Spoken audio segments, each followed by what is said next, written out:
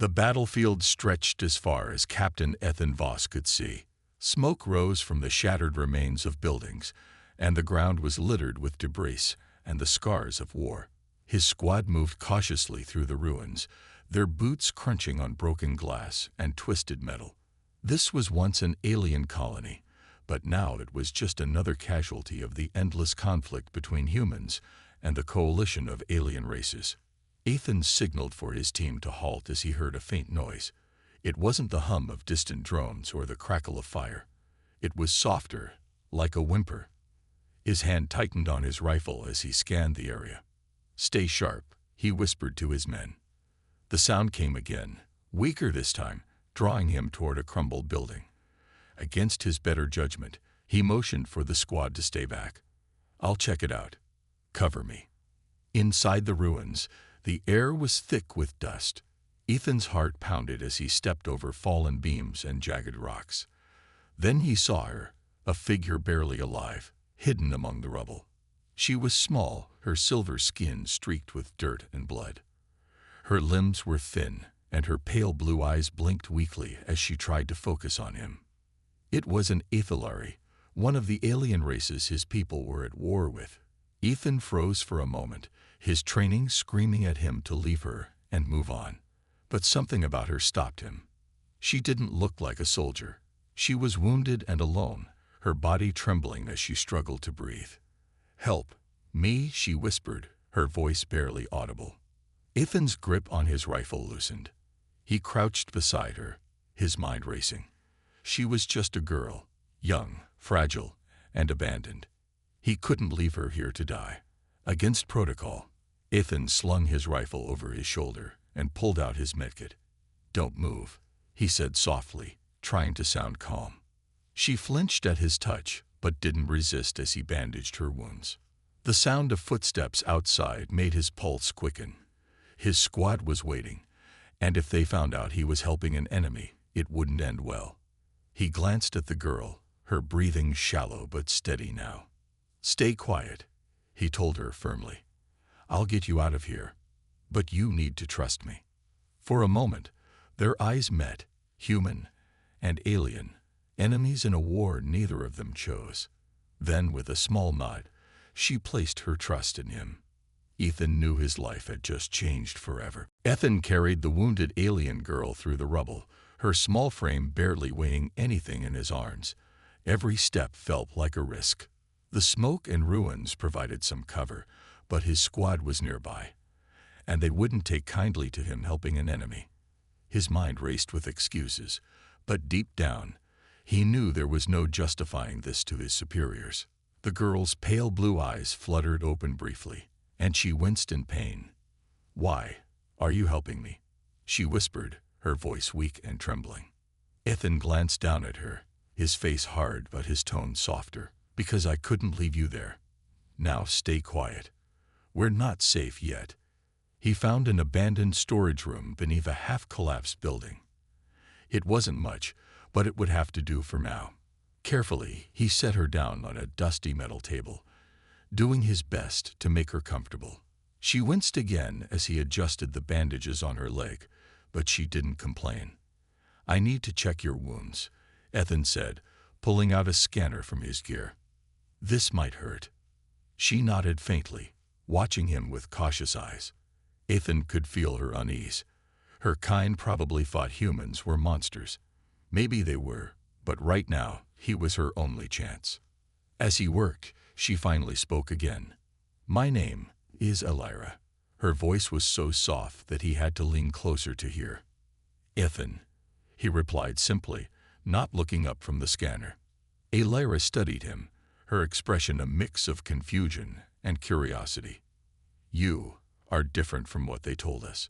Humans are supposed to be cruel, ruthless." Ethan paused, his jaw tightening. "Maybe some of us are, but not all." Their conversation was interrupted by a crackling sound from Ethan's communicator. He froze, his heart skipping a beat. "Voss, report," barked the voice of his squad leader. "Where the hell are you?" Ethan grabbed the device, trying to keep his voice steady. "Still searching the East Quadrant, sir. Nothing to report yet." Make it quick. We're regrouping in 5. Yes, sir, Ethan replied, turning off the comm. He let out a breath, then turned to Alira. We don't have much time, he said. You'll need to stay here while I figure out how to get you out of this mess. Can you manage that?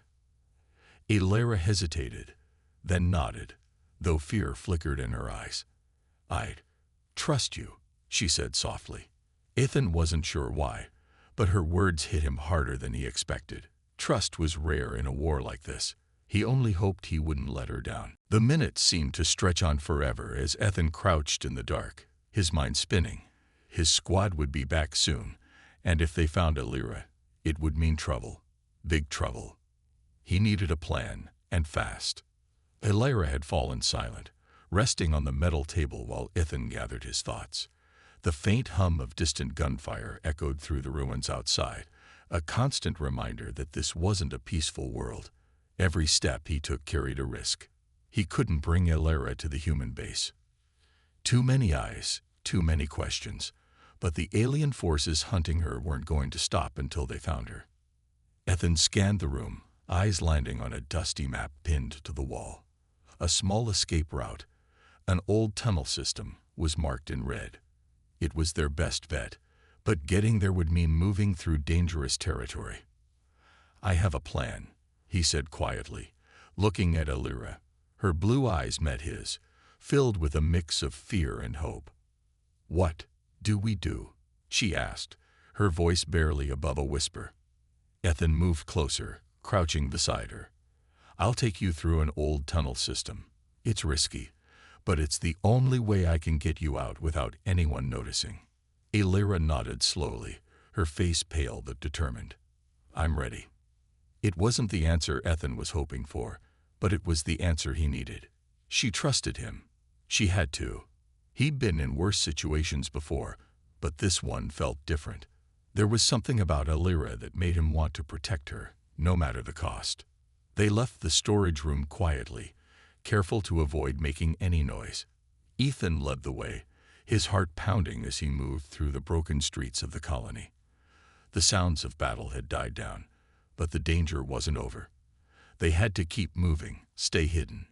Just as they neared the entrance to the tunnel, Ethan spotted a group of soldiers, his own squad, moving down the street toward him. Panic surged through him. If they saw him, they'd question everything. He couldn't risk Alira's life. Down, Ethan hissed, pulling Alira into a narrow alley just as his squad passed by. They held their breath, hearts racing. Ethan's pulse thudded in his ears. He could hear the soldiers talking, but they didn't notice them. He exhaled slowly once they were out of sight. That was too close, he whispered, helping Alira to her feet. Alira's face was pale, but she smiled faintly. You saved us. Ethan didn't respond. There was still a long way to go, but for the first time since he found her, he felt like they might actually make it out alive. The tunnel was dark, its narrow passage barely wide enough for both of them to move side by side. Ethan led the way, his hand gripping a small flashlight. The air was damp, and the walls of the tunnel seemed to close in on them with every step. It smelled of old earth and forgotten things, a reminder that this underground path had been unused for years.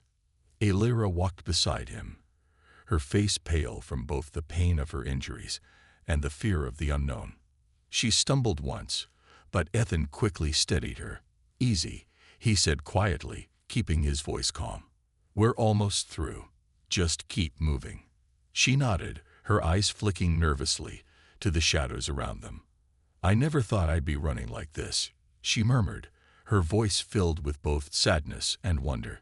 Ethan didn't say anything right away. He didn't know how to respond. His life had been about fighting, always fighting. But this, helping an alien, running from his own squad, it was nothing he'd ever expected. But as he looked at Alira, something in him couldn't ignore the way she had trusted him. Sometimes we do what we don't expect, he replied finally. But it's worth it. You're worth it. Alira's gaze softened. She seemed to search his face for a moment, as if trying to understand him. You're different from the others. Your people, they don't care about us. Ethan glanced at her, surprised by her words. He had always known the animosity between humans and aliens, but hearing her speak of it so plainly made him feel the weight of his actions. Not all of us, he said, his voice low. I don't know what's happening back there, but you're not my enemy. Lyra didn't respond, but she didn't need to. Her expression said it all. She had always been taught to fear humans, to see them as nothing more than enemies. Yet here she was, trusting one with her life. As they moved deeper into the tunnel, a distant rumble echoed through the walls. Ethan stopped in his tracks, his heart pounding. It was a sound he knew all too well, the deep, low hum of a vehicle engine. The search parties were close. We need to hurry, Ethan said, his voice urgent. He grabbed Lyra's hand and pulled her faster through the darkened tunnel. They couldn't afford to stop now. If they did, they might never make it out alive. And yet, as Ethan glanced at the alien girl beside him, he couldn't help but wonder how much longer he could keep this up. How much longer could he protect someone who was supposed to be his enemy? But there was no turning back now. The sound of the engine grew louder as Ethan and Lyra pushed through the tunnel, their footsteps echoing in the dark. Ethan's mind raced. He had no idea who was following them, but it didn't matter. They couldn't afford to be caught. The search parties were getting closer, and the longer they stayed in the tunnel, the more dangerous it became. Lyra, keep up, Ethan urged, glancing over his shoulder. She was still breathing heavily, but her eyes showed determination. She might have been hurt, but she wasn't giving up. They reached a narrow part of the tunnel where the walls seemed to close in even tighter. Ethan cursed under his breath. This wasn't part of the plan. They needed to get out of the tunnel and find shelter before it was too late. There's a way out ahead, Ethan said, his voice low but urgent. But we need to move faster. Lyra nodded silently, her face set in a grim expression. She could feel the weight of the chase now, the fear creeping back into her chest. She had been running from her own people for days, and now she was running from the humans who had once been her enemies. They pressed on, but the tunnel seemed to stretch forever. Ethan kept checking his communicator, hoping for some sign of help. But the signal was weak, and there was nothing but static on the other end. Finally, they reached a small opening in the tunnel. It led to an old maintenance hatch, barely wide enough for them to crawl through. Ethan moved first, pulling Lyra behind him. He could hear the hum of the vehicle even closer now. They didn't have much time. Come on, we're almost there, Ethan said, grabbing Lyra's hand and helping her through the hatch. As they emerged into the open air, Ethan felt the sun on his face for the first time in hours. But the relief was short-lived. A loud roar of engines filled the air, and he knew they weren't safe yet. Go, he shouted, pushing Lyra toward the trees. Move, now. They ran, adrenaline coursing through their veins. The sound of the engine was now joined by voices, shouting commands, and the unmistakable sound of footsteps growing closer. Ethan turned briefly to check the rear, and to his horror, he saw several armored vehicles speeding toward them. There was no choice now. They couldn't outrun them. The only chance they had was to hide and hope the terrain would give them the cover they needed. Ethan pulled Lyra down behind a large rock, and they crouched low, holding their breath. The vehicles roared past, but the soldiers didn't stop. They had to keep moving, keep searching. Ethan's heart hammered in his chest as he glanced at Lyra. She was scared, but she didn't say a word. They were in this together now. They would fight to the end. The sound of the vehicles grew distant, but Ethan didn't dare to move. He remained crouched behind a large rock, his hand resting on the cold ground. Every muscle in his body was tense, his heart pounding in his chest. He couldn't let his guard down. Not yet. The soldiers were close, and the last thing they needed was to be discovered now. Lyra was beside him, breathing softly but steadily. She didn't speak, but he could feel her anxiety. Her alien eyes were wide with fear, constantly darting around, scanning for danger. Ethan knew how she felt.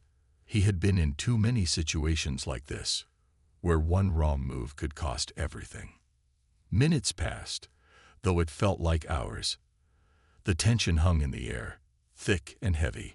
Ethan slowly peeked over the rock, his eyes searching the path ahead. The vehicles had passed, but the soldiers could be anywhere.